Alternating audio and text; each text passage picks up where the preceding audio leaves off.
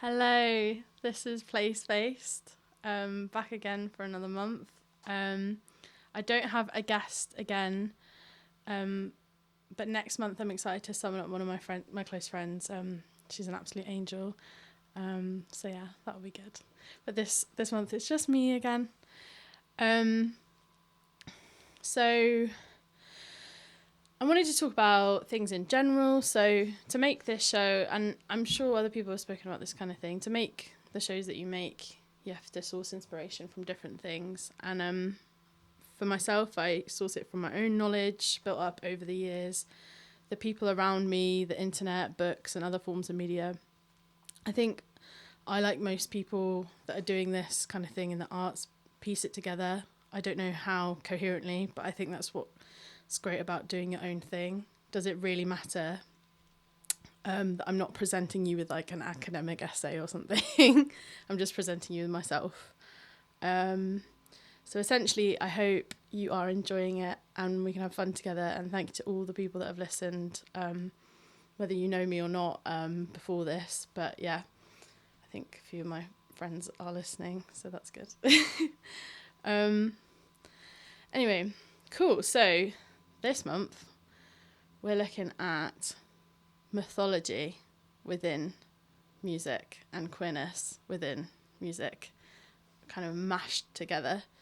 So I've been looking at, so I work at the University of Bristol and I have access to like a lot of ebooks and just lots of literature, so it's quite nice to be able to access that as well, to be able to bring this to this show and just be able to read it in general. I found an interesting quote from the university library. The book in question is titled Listening to Sirens, Musical Technologies of Queer Identity from Homer to Hedwig. And they do mean Hedwig the bird. I don't know why, but they're referencing Harry Potter. But yeah, so this is the quote. I thought it was quite interesting. So, since before Homer, musical creatures, musical gods and demigods, musical humans and musical adult or inspired listeners have given evidence of a moral dilemma. Music presents an occasion of conflict between discipline and desire that seems not only I can never say this word, irreconcilable, but also inexplicable. A musician may discipline voice, fingers, breath, and mind in order to attain control over them in a musical performance. But the performance itself may evoke undisciplined, frenzied emotions in those who hear it. So I think most musicians or people within music, or anybody actually really, can agree with this. It's sort of like the dichotomy between a want for perfectionism and a need more on a deeper level for like emotional expression. When it comes to the performance or media, it's about kind of counterbalancing what outweighs the other, and the audience decides what is more important to them. I think it's important to have a think about it. What pulls you towards music with increased gravity? Is it that emotional feeling, or is it that want to hear something perfect?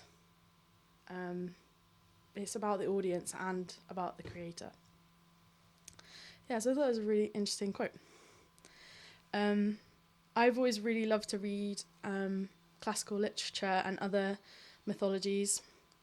So it's intrigued me and inspired me to do the beginning section of this show centred around queerness and mythology.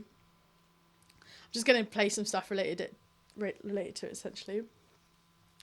The first track is Undine by Laura Marling. She is a folk multi-instrumentalist, and I've loved her since I was a little girl. She is described as exploring her own gender and having strong feelings of androgyny in her life. So she's not sort of typically like a queer person in identity, but has explored it in some way in her life. Funny enough, for myself, I know a bit about Undine because when I was a teenager, I got roped into doing an opera called The Love of Undine by my singing teacher, Alex Poulton, which I'm sure he's not watching, but hi. Yeah, he got me through my grade 8 singing.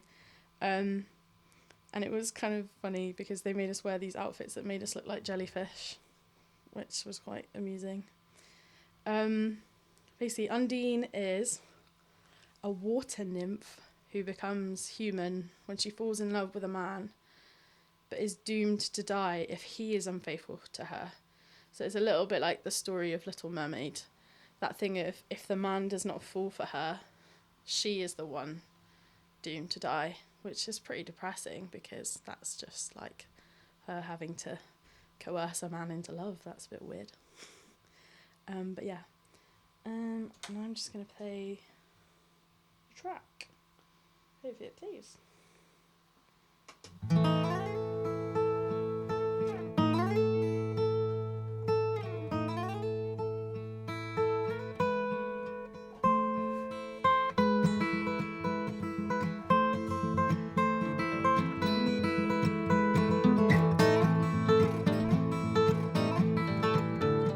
Steps towards the water, where Undine last was seen. I was told that if you saw her, she would make you more naive. Made my steps towards the shore. She sang her love at me. Oh, Undine, so sweet and pure, make me more naive. Oh, Undine, sing your love to me. Oh, Undine, no, not love's love is seen.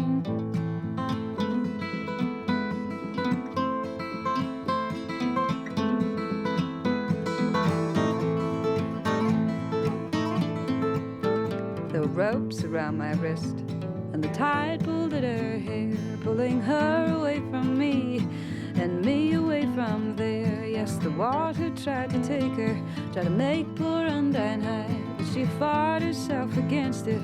Love in her had not yet died. Oh, Undine, sing your love to me. Oh, Undine, fight your way, fight your way. Live for the sea. Undine, you live for the sea. You cannot, you cannot.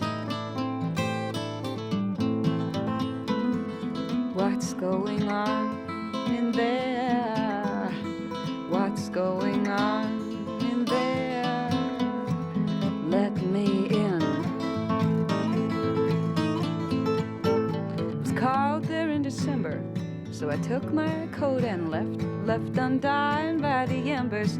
That's all our fire had left Undine by the shore, where she sang her love at me. Oh, Undine, so sweet and pure, no, not love's love is seen. You live for the sea, Undine, you live for the sea. You cannot, you cannot. What's going on in there? What's going on in there? Let me in.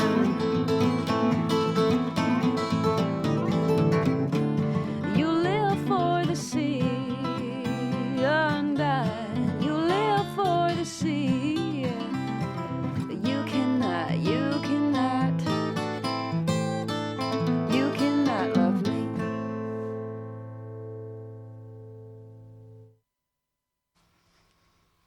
Cool. So that was Undine, as Laura Marling says it actually. But you can say it either way, I think. Cool. So now we're going to look at some opera. Gluck's 1779 opera. Looked up how to say this. Iphigenie and Tauride.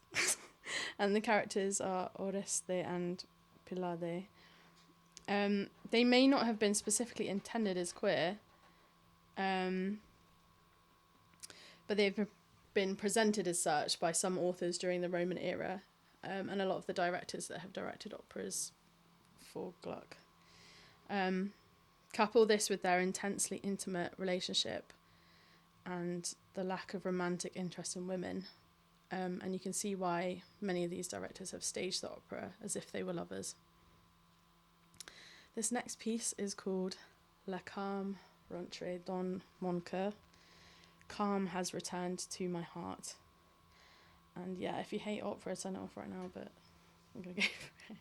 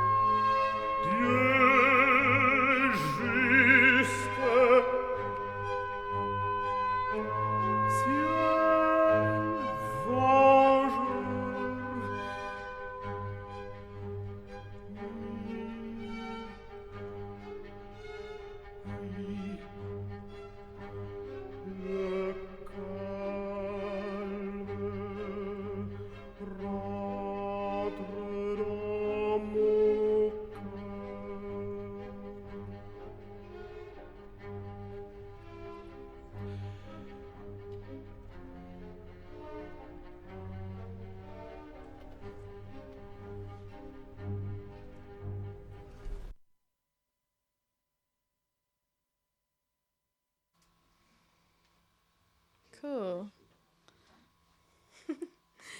So that was La calme rentre dans mon cœur. The next track I actually don't know much about, but I went rooting around for things that interest me relating to mythology, and I found this track called Zeus by Sirens of Lesbos. They are a 4-piece band, and like I just think the vocal harmonies, especially in it, are pretty nuts. I guess the queer relatedness is that the fact is Zeus was a bit gay, but he was very problematic. But he didn't exist, right? So didn't do any of those things. But yeah, cool. So here is Sirens of Lesbos with Zeus.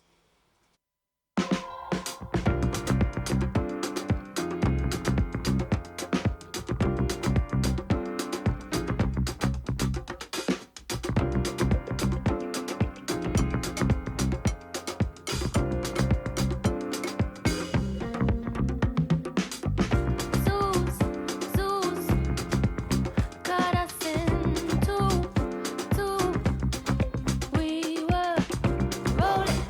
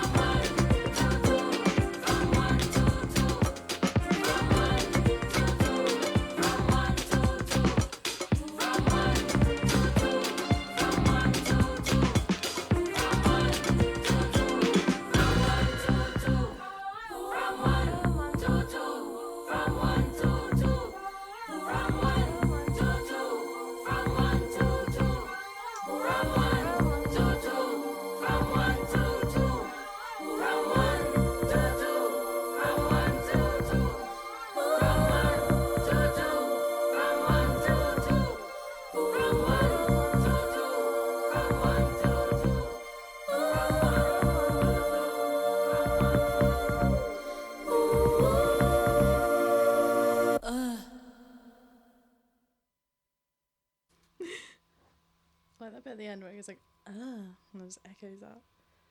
So that was Zeus by Sirens of Lesbos. So the next track I'm going to be playing is Falling in Love by Daphne.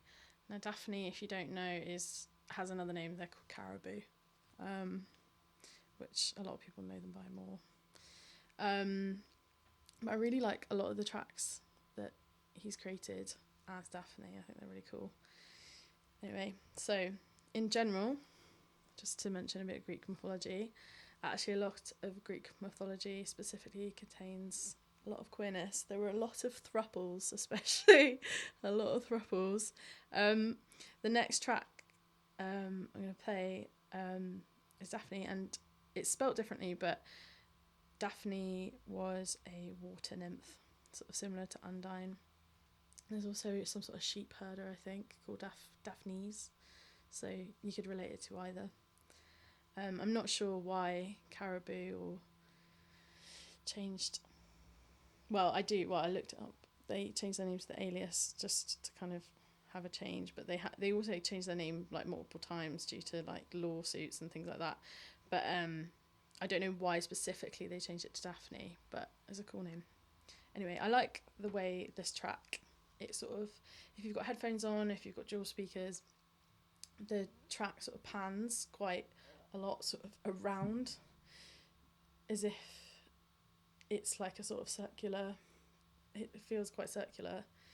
And the repeated lyrics, you'll hear them sort of get trapped in your head. They definitely get trapped in mine. And there was a time when I was listening to it all the time. And it's this bit where it goes, falling in love, and it just sort of slips around and around and around. But yeah, I'll play the track and maybe you'll get it. Cool.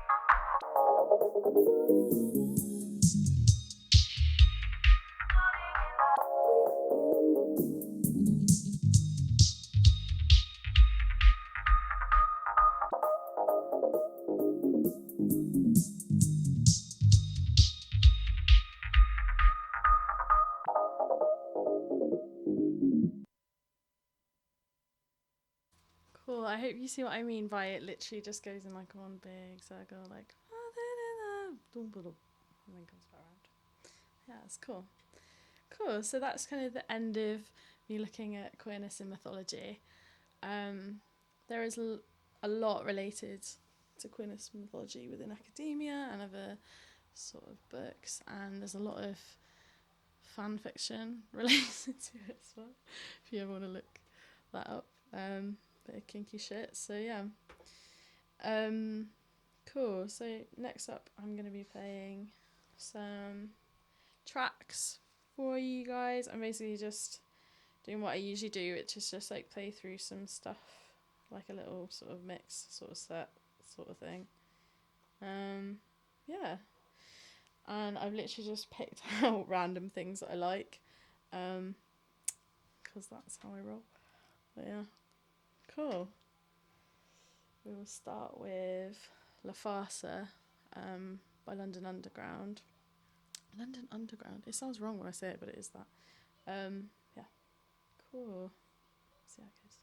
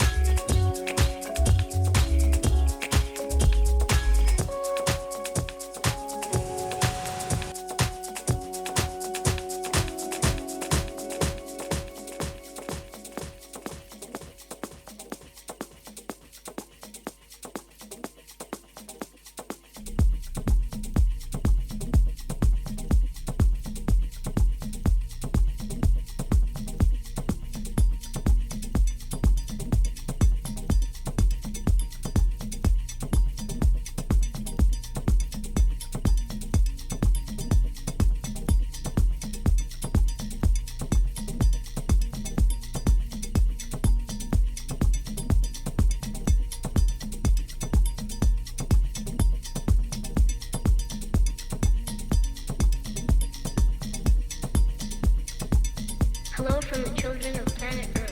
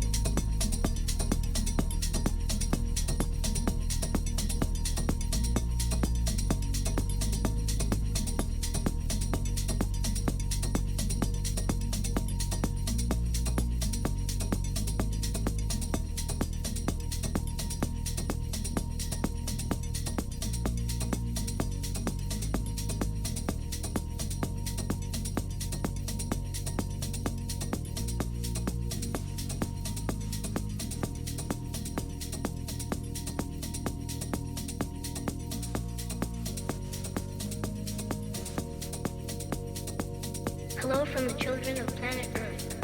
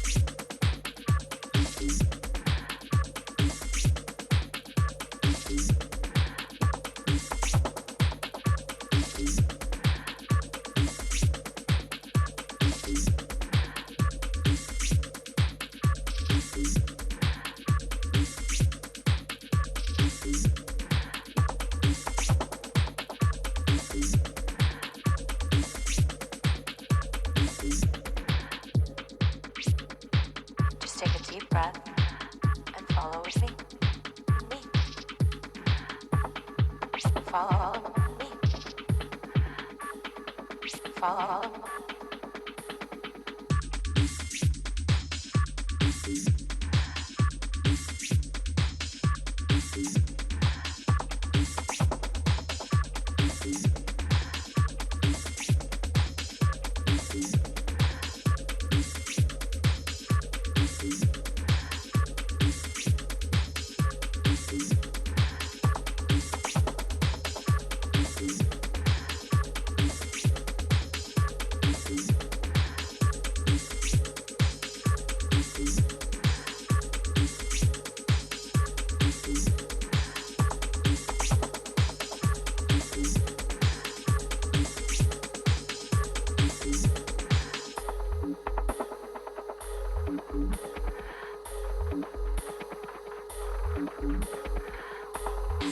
Follow me.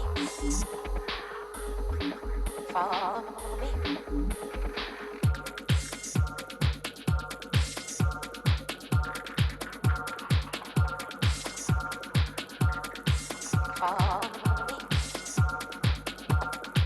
Follow me.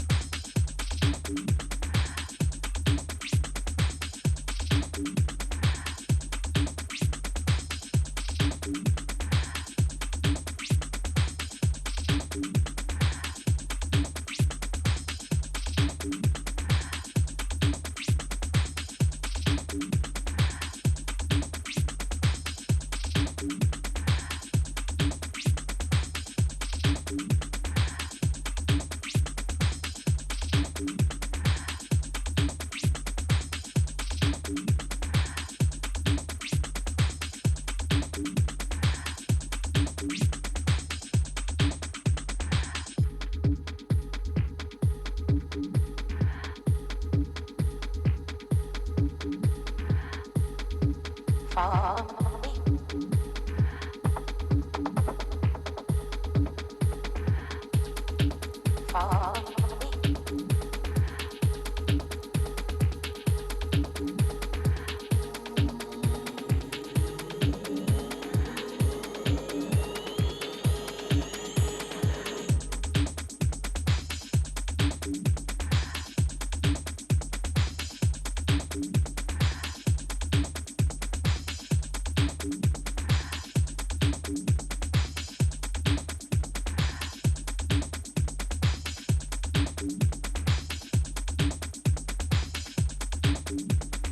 Follow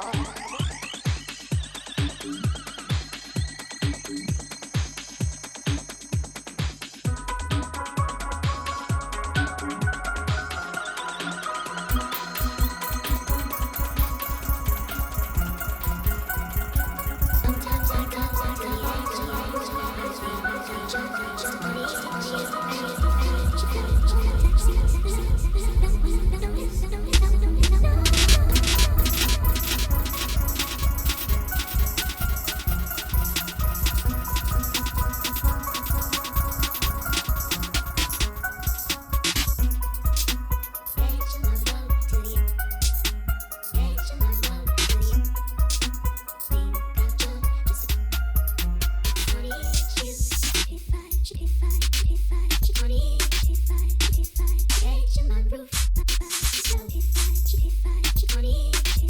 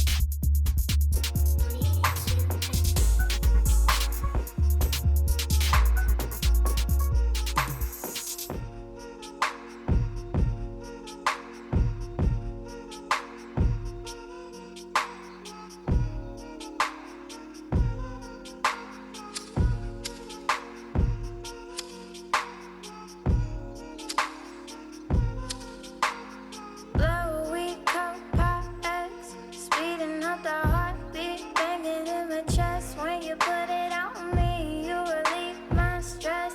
You got me so high, taking deep, deep breaths. You get me so high, you get me so high. I know you ain't a drug, but you get me so high. You get me so high, you get me so high. I know you ain't a drug, but you get me so high. You get me so high, you get me so high. I know you ain't a drug, but you get me so high. You get me so high, you get me so high. You get me so high, you get me so high, high.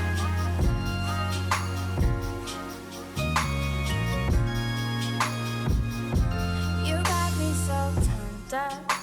You still got a bitch so high. Weed always on my mind. Now he always on my mind. Don't ya? Know you want some of this purr. You ain't gotta say a word. Just spark that, let's get burned. Then we'll roll up 100 fucking blunts. All up in my mouth. Now I'm all up in yo. This nigga got pounds of it. All up in his trunk. Now we both look Asian. He waving and I'm drunk. I got dang shit in my cup. You know what I'ma do to you? I could get real used to you. Blow, we X, and we sipping on that juicy juice. That's just what she choose to do. Man, this shit these drugs will do to you. Blow, we pop X, speeding up the heartbeat, banging in my chest. When you put it on me, you relieve my stress. You got me so high, taking deep, deep breaths.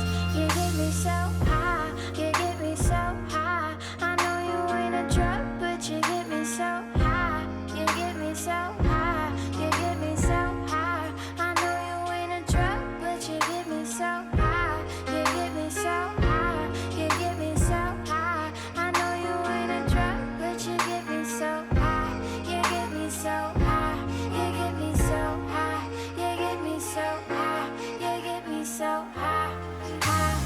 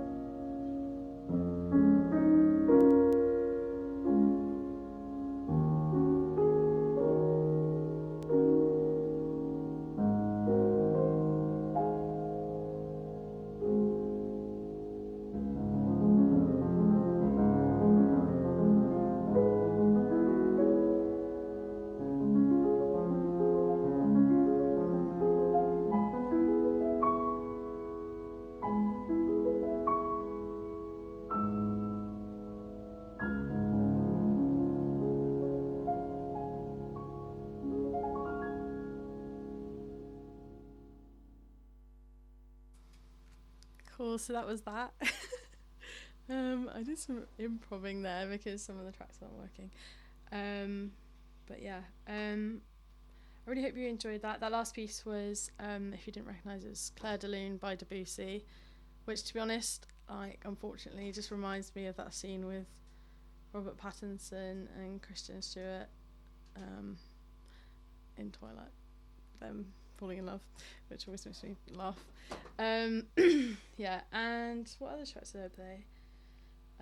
Played a bit of Doja Cat, a bit of Yazoo, a bit of Jaylin, some other random tracks that I like. Yeah, it was really fun. I actually have quite a lot of time left. I did this one other time. Shall I just like play one more random track? Yeah, you can do. Let me play something random.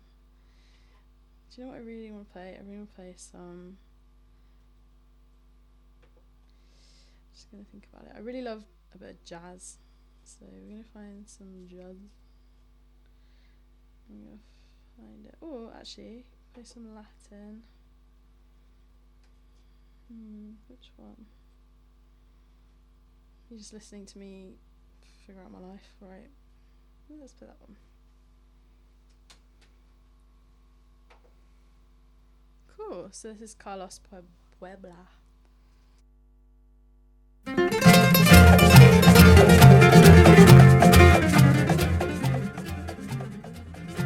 Emiliana es una cubana que en el albergue es fundamental. Emiliana es muy cumplidora, es halagadora, alegre y cordial. Emiliana no se demora y en la colada siempre es puntual. Si no fuera por Emiliana nos quedaríamos con las ganas de tomar café, de tomar café, de tomar café, de tomar café.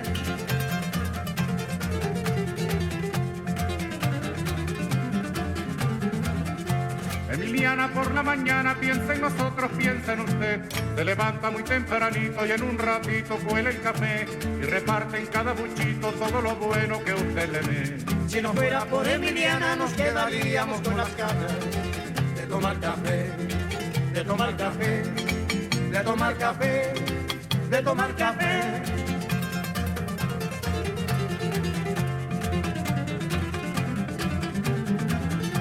Emiliana es como una hermana que nunca, nunca dice que no. Emiliana tiende su mano a cualquier hermano trabajador.